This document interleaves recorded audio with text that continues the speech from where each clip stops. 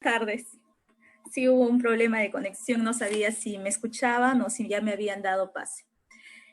Bueno, para empezar, la evaluación que les voy a mostrar es una evaluación fisioterapéutica en pacientes posoperados cardíacos. Ahora, muchos de estos pacientes posoperados cardíacos regresan a la unidad intensiva, algunos contagiados de COVID. Entonces sería interesante que primero conozcan las principales patologías quirúrgicas del adulto, las características del paciente postquirúrgico y al final una evaluación fisioterapéutica que termine en un diagnóstico fisioterapéutico. Cualquier cosa, si no me escuchan, si me pasan la voz, me dicen y yo detengo inmediatamente la comunicación con ustedes y volvemos a repasar. Vamos a ver primero las principales patologías quirúrgicas de un adulto. Un momentito, voy a poner esto para acá, porque me obstruye. Ya. La mayoría de los pacientes adultos van a ir para ser operados por una insuficiencia coronaria que no ha podido dar solución con medicamentos o con stents. Entonces ellos ingresan a lo que se llama la revascularización miocárdica. La revascularización miocárdica normalmente sacan de las venas safenas o algunas veces de las arterias, ya sea la mamaria o la radial.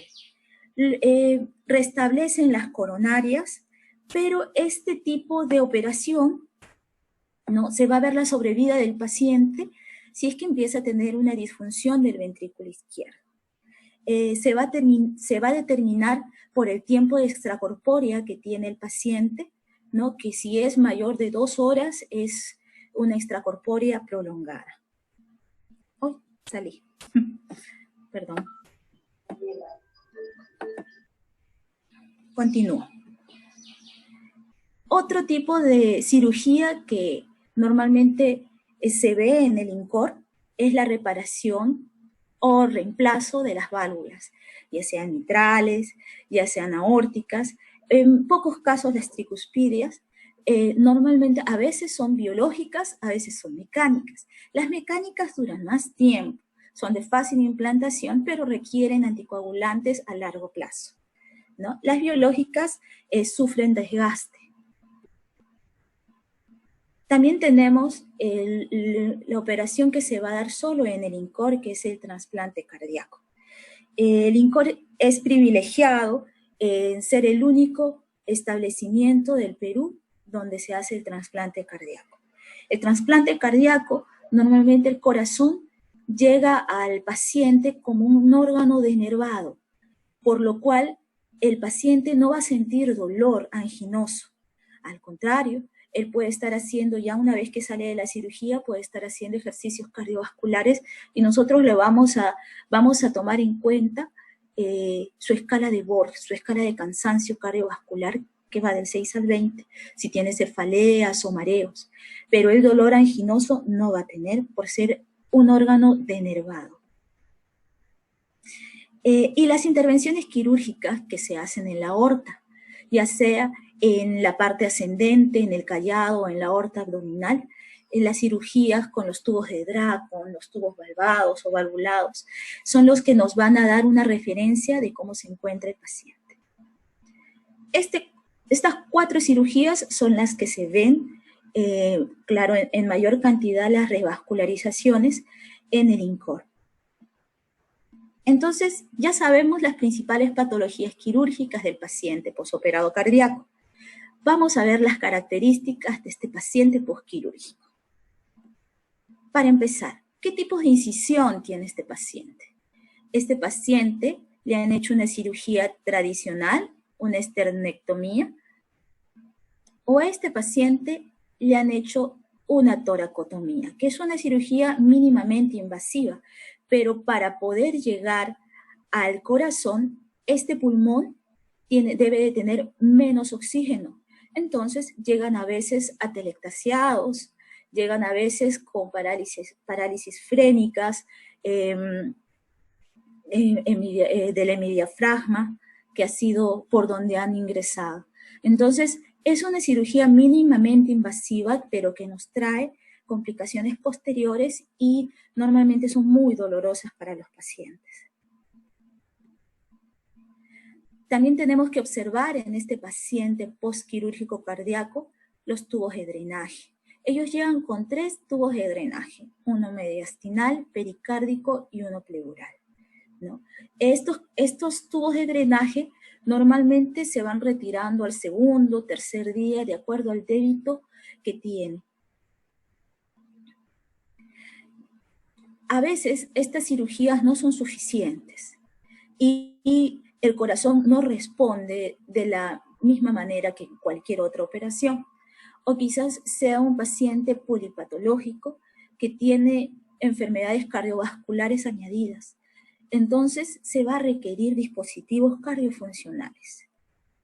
Tenemos los marcapasos transitorios, antebradicardias severas o bloqueos. Puede ser auriculoventriculares o auriculares. Tenemos el balón intraórtico.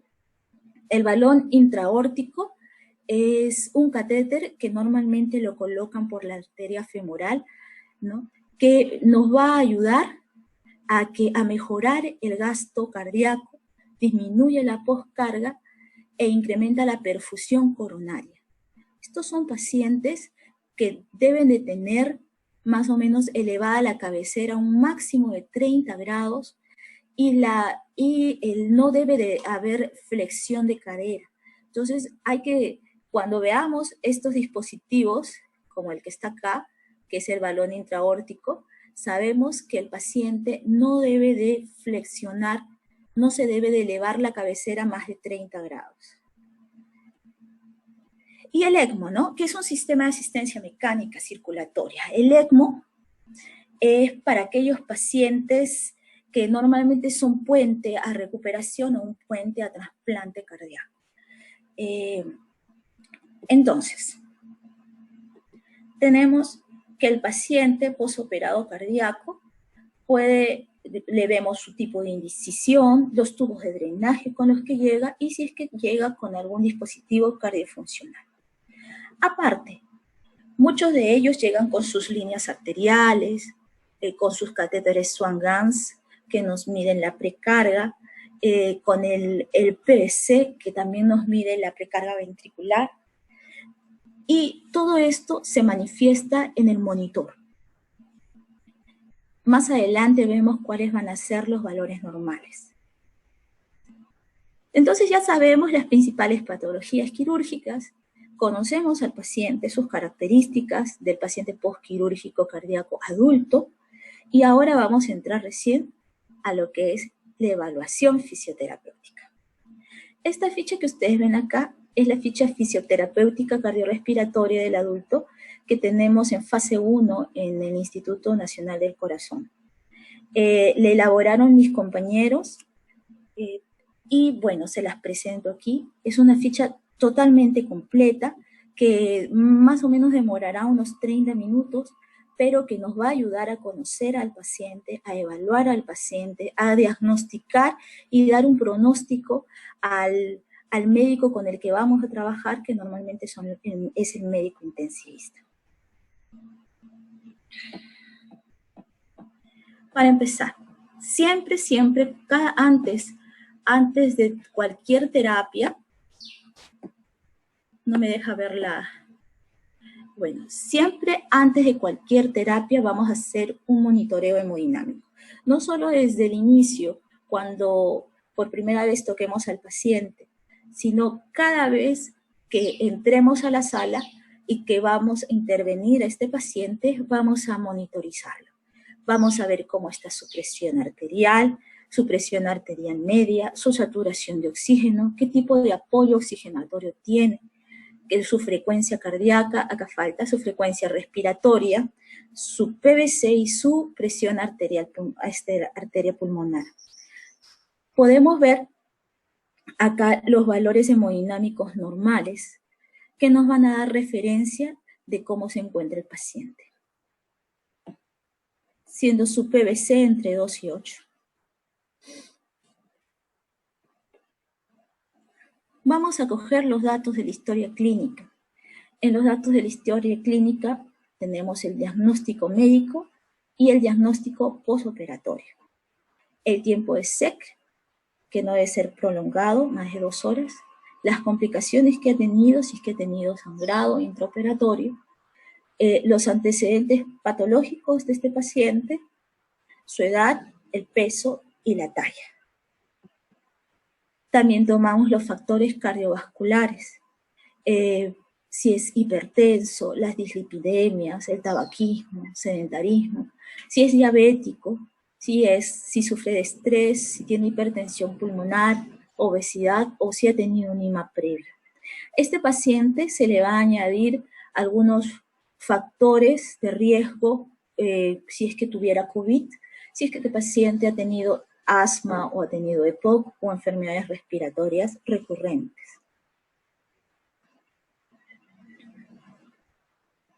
Vamos a ver las drogas que tiene este paciente.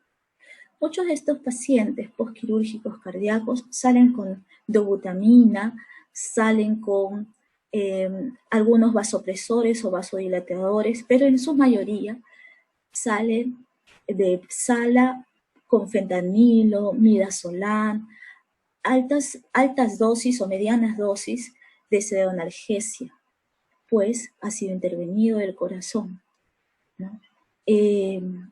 Este paciente tenemos que saber más o menos cuánto, en qué momento le van a retirar su pseudoanalgesia, cómo están sus presiones arteriales, si es que tiene apoyo de inotrópicos o no tiene apoyo de inotrópicos. Todo eso tenemos que ver en la historia antes de intervenirlo. Y de hecho, los exámenes auxiliares, donde vamos a ver las placas radiográficas, vamos a ver sus últimas tomografías, su ecocardiograma, que nos va a sacar la fracción de eyección del ventrículo izquierdo, que es la famosa FEBI, que nos va a decir cómo está, cómo está trabajando el ventrículo izquierdo, si la operación ha sido efectiva. Si es que esta FEBI fuera menor de 45, entonces debería de haber una precaución a la hora de intervenir este paciente. Debemos tener en cuenta sus últimas ecocardiogramas, sus últimos electrocardiogramas, el último AGA, cómo está su nivel de pH, su PCO2, si está reteniendo CO2 o si está barriendo CO2, cómo está el lactato, si el lactato está elevado. Puede ver, es un signo de hipoxia tisular si este lactato estuviera elevado, ¿no? ¿Cómo está el PAFI, que es la presión de oxígeno sobre su FiO2? Normalmente debería estar mayor de 200, pero si estuviera menor, sería un paciente con hipoxia severa que requeriría mayor estancia en ventilación mecánica, o capaz mayores FiO2. También tenemos que ver los exámenes de laboratorio, cómo está su hemoglobina, ¿no? El recuento de plaquetas, el INR por si sangra, los leucocitos. Aquí puse linfocitos porque en COVID van a tener linfopenia. Entonces sería interesante si, por ejemplo, después de un hisopado, este paciente no sabemos, como los hisopados a veces demoran 2 días, no sabemos si continúa con COVID, entonces podríamos ver en sus exámenes de laboratorio cómo están sus linfocitos, ¿no? Cómo está la urea, la creatinina. Dentro del planillón de las enfermeras está también su balance hídrico. Todo esto nos va a dar una idea de cómo se encuentra hemodinámicamente el paciente. En esta placa, por ejemplo, que está acá, vemos un derrame pleural, ¿no? En esta tomografía que se encuentra abajo, podemos observar un paciente con COVID. Normalmente los pacientes que ingresan con COVID al Instituto Nacional del Corazón tienen una tomografía inicial, ¿no? Que nos va a dar indicio de cómo llega el paciente. Eso es dentro del monitoreo hemodinámico, que tendríamos que hacer no solo al inicio, sino cada vez que intervengamos a este paciente. vamos a hacer una evaluación respiratoria. La evaluación respiratoria inicial, vamos a ver qué tipo de respiración tiene el paciente. ¿Tiene respiración torácica, abdominal, tóraco-abdominal? ¿Qué tipo de tórax tiene? ¿No? ¿Tiene un tórax normal, en tonel, escoliótico, con pectum excavatum, pectum en quilla? ¿Cómo se expande este tórax? Para eso podemos medir con 1 centímetro por la línea mamilar o la distancia de los dedos en la parte posterior del tórax y vemos la expansibilidad del tórax. Si tiene o no presenta disnea en reposo o al ejercicio. Si es que tiene uso de musculatura accesoria, ya de los tirajes, qué músculos son, si son supraclaviculares, qué músculos está utilizando para poder respirar adecuadamente. Si presenta tos, qué tipo de tos tiene, si es que estuviera intubado, si tiene tos refleja, las secreciones, el color de las secreciones, la densidad de las secreciones, la flujometría para ver su flujo pico y la manuvacuometría, ¿no? Para ver su Pmax, su Pmax. La auscultación, que es básica en un postquirúrgico, que nos va a determinar si es que tiene estertores, si es que tiene, qué tipo de ruidos agregados tiene, si lo tuviera o no, si es que está volvido a algún espacio, si el murmullo vesicular pasa correctamente en ambos campos pulmonares o no. En COVID no hay estetoscopio, puesto que puede, como todos entramos con mameluco, ya van a ver más adelante, les voy a enseñar cómo ingresamos. Como todos entramos con mameluco, entonces el estetoscopio ahí casi no hay en ningún paciente, ¿no? Entonces nosotros si queremos evaluar a veces, lo único que hacemos es evaluar a través de la palpación los frémitos que se pueden encontrar en algunos pacientes. Tenemos que evaluar qué tipo de apoyo oxigenatorio tiene el paciente, si es apoyo de bajo flujo o de alto flujo. Aquí están más o menos los litros en cánula binasal, máscara simple y con reservorio y en alto flujo. Para lo que es COVID, en COVID, por cuestiones de aerosol, nosotros solo usamos cánula binasal, máscaras con reservorio de no reinhalación y alto flujo, ¿no? No se usa Venturi, no se usa mascarilla simple, por darnos la mascarilla simple y la máscara con reservorio de reinhalación, nos dan unos FiOs variables y nosotros necesitamos unos FiO2 más seguros para poder avanzar sobre este paciente. Por eso utilizamos el alto flujo y la máscara con reservorio de no reinhalación, ¿no? Aparte de la cánula binasal. Nosotros vamos a usar también el índice de ROX para lo que es el COVID. El índice de ROX que nos va a dar la saturación sobre el FiO2 y sobre la frecuencia respiratoria, nos va a dar un índice. Si estos índices a la hora siguen siendo menor a 3, a 2.85, entonces es una predicción de falla. Pero normalmente esto se suele evaluar a las 6 horas o a las 12. Se supone que este índice tiene que ser mayor de 5, ¿no? Entre 4.80 a 5 el índice, para decir que este paciente no requiere intubación.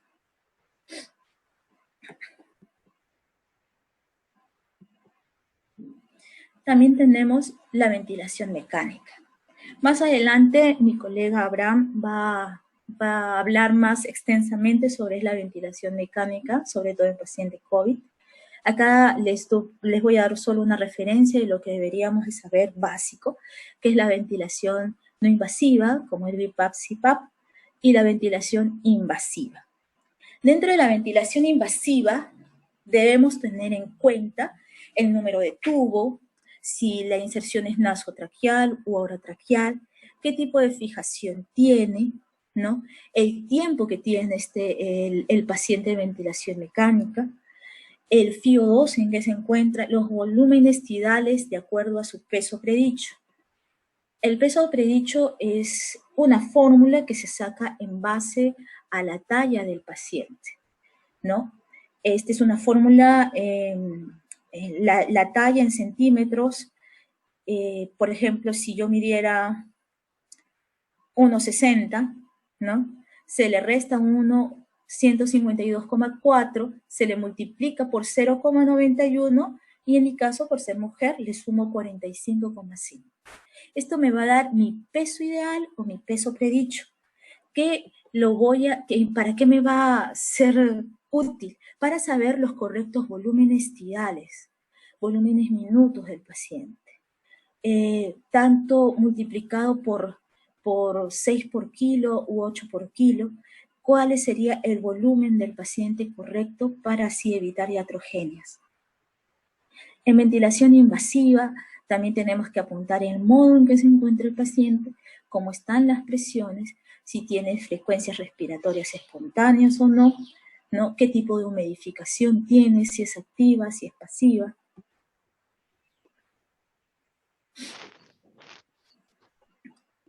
Aunque no crean, todo está acá.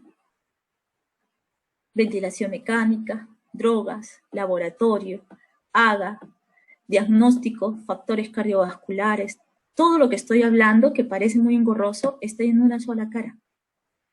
Continuamos. Tenemos que evaluar al paciente su evaluación osteomuscular. Acá yo he puesto la evaluación de fuerza del Medical Research Council, que el MRC, que nos evalúa 12 grupos musculares, tanto 6 izquierda, 6 derecha, y el grado del 0 al 5. Este tipo de evaluaciones para pacientes que pueden colaborar con la evaluación, ¿no? Pero nosotros, más que nada, yo lo estoy tomando en cuenta en pacientes que se encuentran en intermedios, que pueden colaborar, y este tipo de evaluación me va a decir exactamente cómo se encuentra el paciente, si es que tiene una polineuropatía muy grave o no. Si es que este paciente también dentro de la evaluación osteomuscular tiene retracciones o tiene acortamientos. Vamos a evaluar también la capacidad funcional. La capacidad funcional en la unidad del paciente crítico, que es la evaluación del CPACS. Esta evaluación del CPACS tiene 10 ítems, que es la función respiratoria, la tos, el movimiento en cama, si es que hay giros, de supino sedente al borde de la cama, si es que se mantiene en posición sedente al borde de la cama, si es que está parado y hace balance, de sedente a bípedo, transferencias de cama a silla, si da pasos y la fuerza de prensión de mano. Todo evaluados desde el nivel 0 hasta el nivel 5. Eso también está acá. Continuamos. También se hace una evaluación neurológica y una evaluación tegumentaria. Dentro de la evaluación neurológica tenemos la escala de Glasgow, ¿no? Ay, ¿cómo alejo? Ya. La escala de RAS, cómo se encuentra este paciente, su tono muscular, su estado de conciencia, teniendo en cuenta que muchas veces la hipoxia hace que el paciente tienda a la confusión. La mayoría de los pacientes con COVID que han regresado a la institución después de haber sido operados tienden a la confusión por la misma hipoxia, ¿no? Si estuviera este paciente sedado, veríamos su escala de RAS. Si estuviera este paciente sedado dentro de la unidad intensiva. En la evaluación tegumentaria tenemos que evaluar las laceraciones, las úlceras por presión, los edemas, si es que ha tenido eventos de hipoxia severa con necrosis de las zonas más periféricas como son los dedos de los pies o de las manos.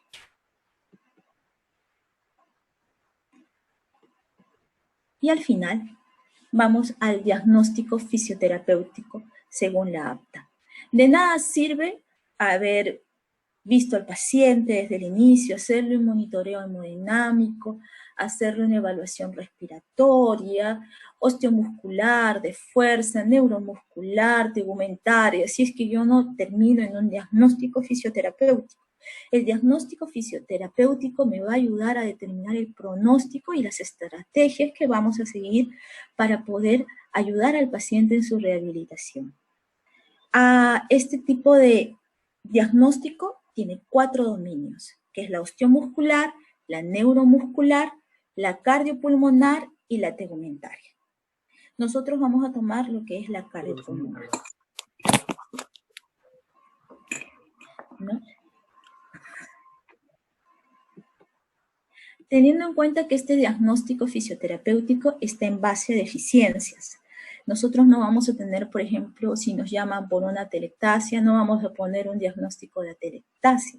Vamos a tener que poner deficiencia en la ventilación asociado, ya sea una falla de bomba ventilatoria en el caso de COVID o una falla de bomba cardíaca en el caso de postoperado cardíaco. Aquí les quería compartir un pequeño video. No sé si se ve. Voy a bajar el volumen. Es mi colega Noemí Cautín. Yo le estaba filmando cómo es las EPP para entrar a COVID. Se verifica si es que está la máscara bien colocada, se coloca una máscara encima, su gorro, previo calzado. Ahí están los TheraBands que ella estaba llevando. Se coloca el primer grupo de guantes. Ahí recién, después de la colocación de sus lentes y del gorro y del primer calzado, se coloca el mameluco. El mameluco tiene que estar totalmente sellado por los bordes para que no se abra por la zona del cuello, ni de las orejas, ni de la frente.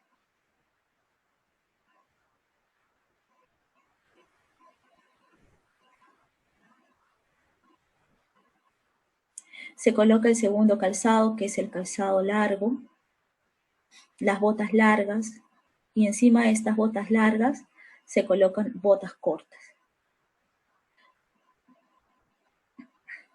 Teniendo en cuenta que ya la colega está con su ropa descartable, su chaqueta y su pantalón descartable debajo, ¿no? Y unas botas cortas debajo.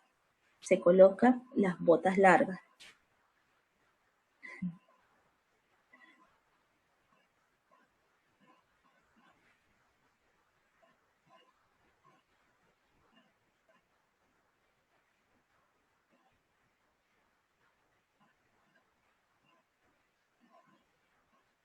Y sobre estas botas largas, otras botas cortas, porque como nosotros estamos prácticamente en pie de un lado para otro, estas botas largas se suelen desgastar.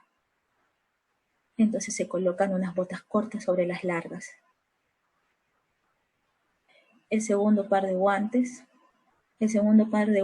que van sellados y con cinta adhesiva sobre el mameluco.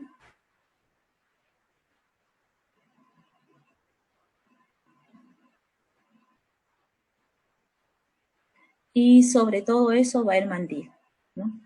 El mandil que nos va a proteger el mameluco, y sobre el mandil va otro par de guantes. Sobre esos pares de guantes nosotros nos vamos a limpiar con alcohol, y antes de intervenir al paciente, vamos a colocarnos otro par de guantes, luego nos retiramos de esos guantes y volvemos a colocarnos alcohol para intervenir a otro paciente. Bueno, aquí estoy yo. Este es un cicloergómetro con la silla de ruedas. Entramos a la UCI COVID con todas las ganas de poder ayudar a los pacientes. También acá, felizmente, gracias al médico intensivista que ingresó, el doctor Yacid Sandoval, que es nuestro jefe en COVID. Él es el que está emocionado con lo que es la fisioterapia cardiovascular en COVID y me estuvo tomando fotos. Este paciente es un paciente post-trasplante cardíaco que lamentablemente tiene COVID ya salió de la parte más crítica, está con traqueostomía todavía y en ventilación mecánica. Acá, con permiso de mi colega, yo la filmé, pero del monitor, porque nosotros tenemos, hay un monitor que controla los signos vitales de los pacientes, el estado de los pacientes. Entonces, yo he podido filmarla a mi colega desde afuera, ¿no? Desde afuera, el trabajo que se viene realizando con cada paciente, buscando la expansión torácica, buscando la correcta ventilación y el destete. Bueno.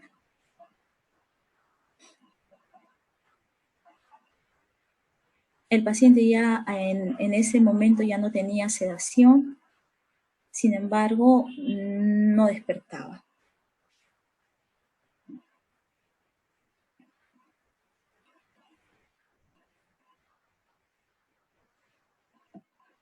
Entonces, ahí está acabando.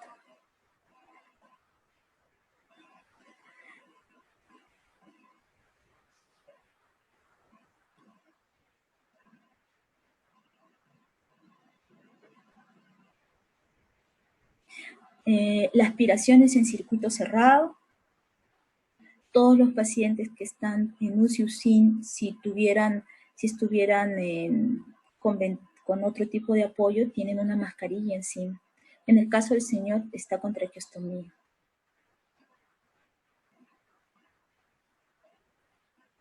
Bien.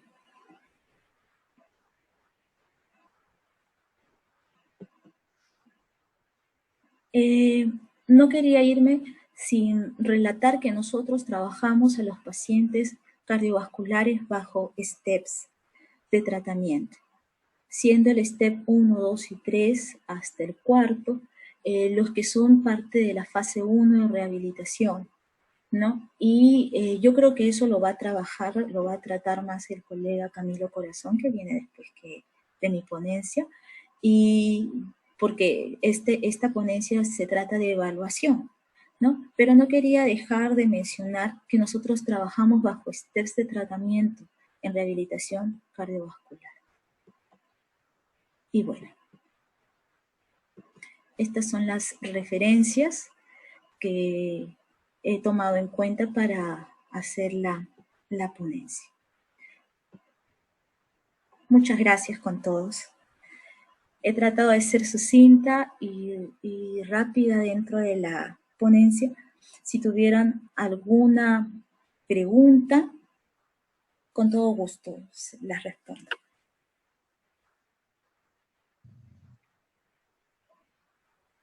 Ya, gracias licenciada por la ponencia. Seguimos con las preguntas. Ya, acá la señorita Sheila dice, una mujer de 60 años con comorbilidades con sustitución valvular aórtica mediante prótesis mecánica, ampliación del seno no coronario mediante el parche de pericardio heterólogo. Tuvo 2 ingresos en 2 momentos diferentes por sobreinfección de derrame pleural postquirúrgico y tratado en ambos casos por toracocentesis. Actualmente toma warfarina, emalapil, paracetamol y parches cutáneos para el dolor torácico. ¿Cómo debe de empezar una rutina para reinserción de sus ABD? ¿Podría detallar el uso de la escala Borg? Ah, ya, sí, no he hablado sobre el Borg. El Borg es una escala que se toma del 6 al 20. ¿Cómo hago para verme? Porque no me veo. Es una escala del 6 al 20 que nos permite saber cómo se encuentra el paciente en cuanto a su cansancio. Pero eso es cuando ya empezamos a hacer un tratamiento físico de unos steps 4, step 5. Le voy a mostrar acá los steps. Está en inglés, pero puede ayudar. No sé si es este. Acá está. Bueno, los steps nos van a ayudar nos van a dar pautas de tratamiento desde que se encuentran en hospitalización hasta que se van a casa. Por lo que me cuenta es un caso específico, es una paciente mujer operada de válvula que ha tenido derrame pericárdico, eso es lo que yo entiendo, le hicieron una toracocentesis y ha regresado a su casa. Ella tiene que empezar una rutina de ejercicios basados como si estuviera en hospitalización, en realidad, con STEP 3, 4, y viendo cuál es su estado de cansancio, teniendo en cuenta que la escala de Borg viene del 6 al 20, la escala de Borg máximo debería de tener de cansancio un 10 o un 12. Siendo 6, 7, el súper leve, 8, 9, el leve, 9, 10, 9 del 10 al 11, un poco más fuerte, o 12, 13, ya se está empezando a cansar, 14, 15, que no debería llegar a ese tipo de Borg, ¿no? Y menos 16, 17, que son ya escalas de Borg que ya el paciente ya se siente agotado, ya tiene su sudoración, ya no puede hablar mientras está haciendo el ejercicio. Entonces, ellos tienen que medir su ejercicio de tal manera que su cansancio sea leve, muy leve, ¿no? No he puesto acá sobre la escala de Borg porque el tema no era tanto el tratamiento, sino la evaluación del paciente en UCI. Entonces, la evaluación del paciente en UCI postquirúrgico, entonces no tomé mucho la escala de Borg para el tema. Pero sí sería bueno conversar acerca de eso más adelante. ¿Otra pregunta? Ya, gracias, licenciada. Creo que terminamos súper rápido. Ya, continuamos con la siguiente pregunta, que es la señorita Natalia Villalobos. Dice, ¿la ficha de valoración tiene evidencia clínica? Sí. Toda la ficha que yo le he mostrado es la ficha que ha sido valorada en el Instituto Nacional del Corazón, que está ahora en las historias de la UCI COVID. Es una ficha que ha sido trabajada en el lapso de un año. Claro que aún continúa con esto de COVID, que para todos es nuevo, continúa añadiéndose algunos ítems más, pero no se retira ninguno del ya colocado, ¿no? Esta ficha del paciente de fase 1 es una ficha que mis colegas lo realizaron durante un periodo de tiempo largo y que sí es validada ahora en lo que es la UCI COVID, ¿no? Está dentro de las historias. Esa ficha ha recogido las evaluaciones ya dadas en otras instituciones, de las cuales hago referencia al final de la ponencia. Hago referencia de dónde ha sido cada valoración, de dónde ha sido sacado. No sé cómo compartir la pantalla de la ponencia. Salí de eso.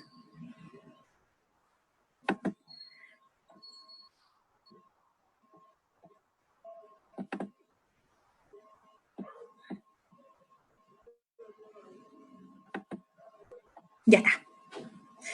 Listo. Esta ficha que ustedes ven aquí, que termina en un diagnóstico fisioterapéutico, ha sido hecha por los colegas y es en realidad utilizada para nosotros para evaluar, para dar una primera evaluación. Y para evaluar cada 7 atenciones nuevamente. En la parte posterior esa ficha no le tomé foto, se encuentra el monitoreo hemodinámico que nosotros realizamos antes de la intervención y después de la intervención. Y qué es lo que realizamos con cada paciente.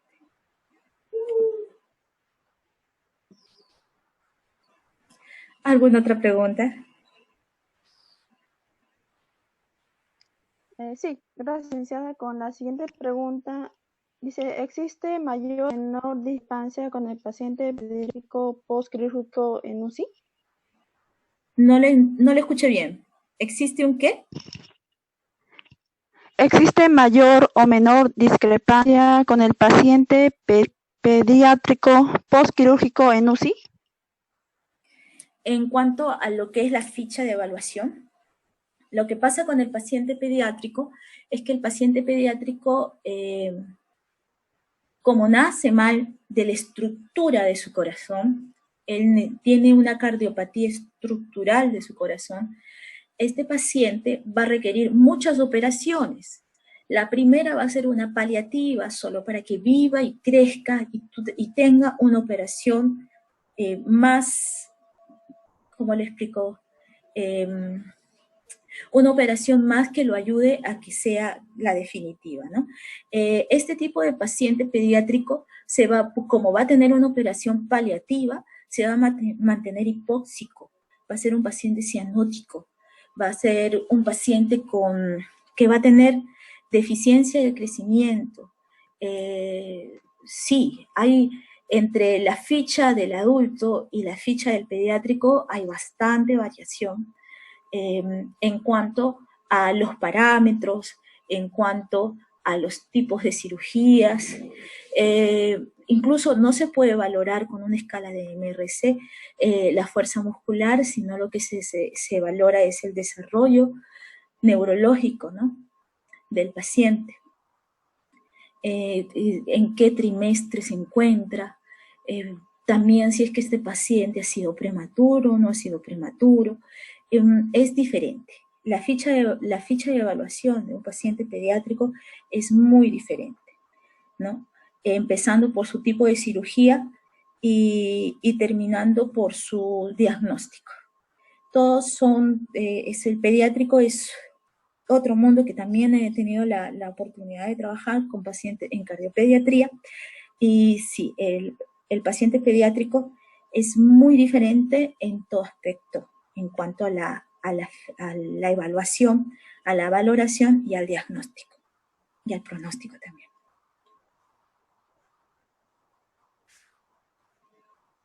¿Está escribiendo? Gracias, licenciada. Dice el alumno Estuardo López, ¿es necesario dar fisioterapia a pacientes COVID aunque sean asintomáticos con un fin preventivo? Sí. La fisioterapia en realidad a pacientes COVID, en realidad asintomáticos puros casi no hay. Siempre tiene alguno que otro síntoma, ya sea desde debilidad muscular, una leve falta de sensación olfativa, siempre hay alguna que otro síntoma. En cuanto a la fisioterapia respiratoria para ayudar a la correcta amplexación torácica, para evitar el colapso, para evitar las deficiencias musculares, yo considero que sí. La fisioterapia en realidad no va a alterar en nada el progreso de la enfermedad. Si estuviera muy grave, lo que va es ayudar, ¿no?, a que este paciente pueda no complicarse, porque muchos de estos pacientes, aunque sean asintomáticos, se complican. Hacen leves hipoxias, tienden a veces al dolor muscular. Entonces, de todas maneras, ya sean ejercicios respiratorios, ejercicios para ayudarlos a la expansión torácica, ejercicios simples de miembros superiores e inferiores, todo eso ayuda a su capacidad aeróbica y por ende ayuda a que el pulmón se mantenga óptimo. Yo creo que acabaron. Ya, gracias, licenciada. Acá hay otra pregunta de la señorita Briana. ¿Ha tenido alguna oportunidad de tratar a pacientes con COVID que sean neonatos o pediátricos, asintomáticos en UCI? ¿Qué repercusiones tiene? ¿Qué dificultades tuvo al momento de la intervención? Trabajé con un paciente pediátrico, pero que en ese momento no sabíamos que tenía COVID. Pero este paciente pediátrico que estaba en ventilación mecánica, tenía otras deficiencias, tenía labio leporino. Este paciente pediátrico sí, yo lo trabajé, pero no sabía que tenía COVID, pero suponiendo de que este paciente ya hubiéramos confirmado que tenía COVID, deberíamos de tener mucha precaución a la hora de la aspiración. Primero la aspiración de circuito cerrado, en ventilación mecánica, eso es básico, pero los neonatos y los lactantes, como no tienen un tubo endotraqueal sin CAF, entonces siempre tienden a acumular secreciones en la zona faringea, laringea, ¿no? En la nasofaringe por tener su laringe y su nasofaringe muy pequeña, el espacio. Entonces se requiere aspiración nasal, ¿no? Y este paciente, de todas maneras, se le tiene que aspirar la nariz aunque tenga ventilación mecánica. Para esos casos, la aspiración es abierta y causa mucho aerosol. Entonces, lo que yo he visto en otras experiencias que han compartido de otros países es que se le coloca como una especie de una manguita, esas que son para intubación, ¿no? Esos cascos que son para intubación, y ahí le aspiran la nariz al paciente. Entonces, casi todo en lo que es COVID ha cambiado, no tanto para el paciente en sí, sino para el personal que lo trata, porque hay mucho personal contagiado, ¿no? Por el problema de que se esparce los aerosoles en la tos, en las ventilaciones, en las aspiraciones abiertas, todo eso esparce y hace que el personal de salud termine contagiado. Por ese motivo, casi todo lo que se va a hacer en COVID es tratando de preservar al personal de salud en óptimas condiciones. Lo que es neonatos, la aspiración nasal, aspiración del tubo endotraqueal, ¿no? En circuito cerrado, y la aspiración nasal con un cobertor para evitar que se esparzan los aerosoles, sería lo recomendable. En cuanto a lo demás, la fisioterapia sigue siendo la misma, ¿no? Buscando la activación diafragmática, la expansión torácica del paciente neonato, ya que tiene su caja torácica muy flexible. Ya, gracias, licenciada. Otra pregunta de la señorita Dina Aguirre.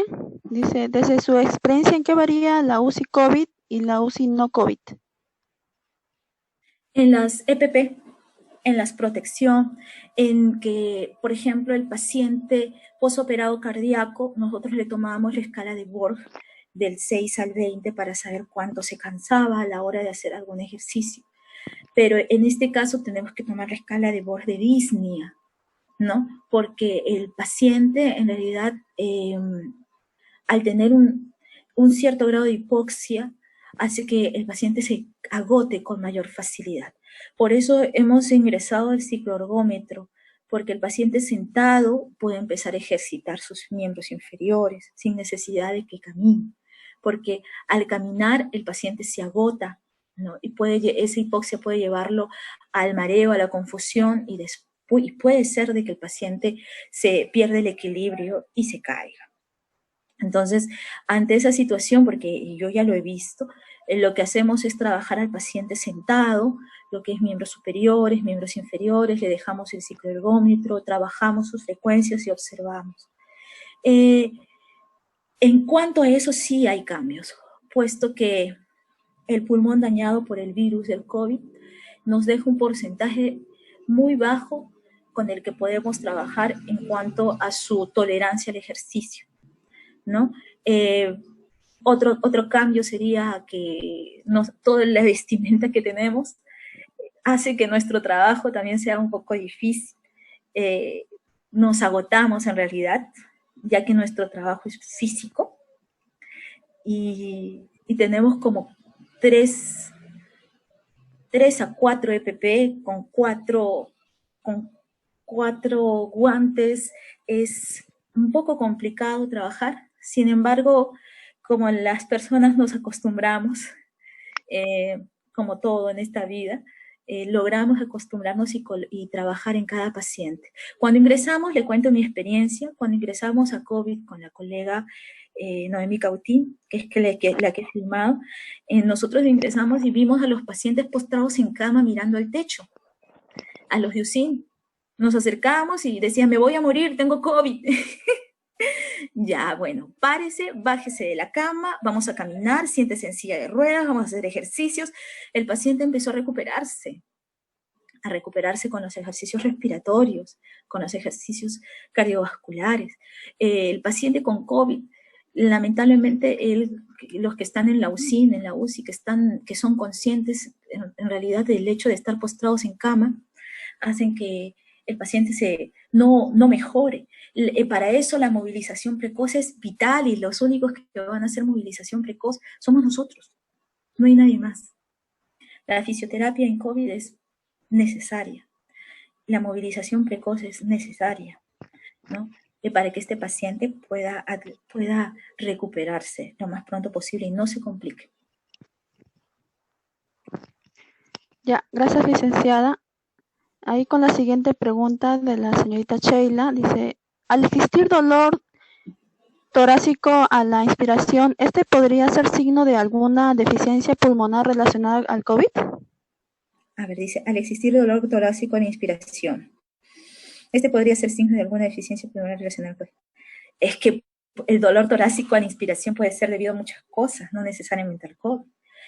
Tendría, para que usted sepa que en realidad es COVID, tiene la alternativa del hisopado, de las muestras tanto molecular o serológica, la tomografía en caso de que esta demore, ¿no? O simplemente un examen de sangre para ver cómo están sus niveles de linfocitos. Pero no podríamos decir que porque hay un dolor torácico a la inspiración puede ser COVID. Puede ser cualquier otra cosa, desde problemas digestivos, problemas musculares, articulares, ¿no? Pero no necesariamente COVID.